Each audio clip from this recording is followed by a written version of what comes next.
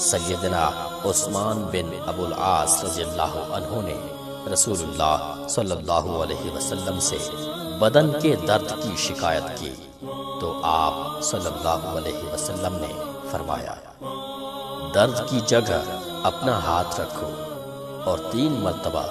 بسم اللہ پڑھ کے 7 مرتبہ یہ دعا پڑھ، اعوذ بعزت اللہ وقدرتہ من شر ما اجد واحاذر، میں اللہ کی عزت و قدرت کی پناہ میں آتا ہوں اس درد کے شر سے جسے میں محسوس کر رہا ہوں اور جس کے متعلق میں فکر مند ہوں۔ عثمان بن ابو العاص رضی اللہ عنہ کا کہنا ہے کہ رسول اللہ صلی اللہ علیہ وسلم کے فرمان کے مطابق میں نے یہ عمل کیا تو اللہ تعالی نے میرے بدن کا درد دور کر دیا۔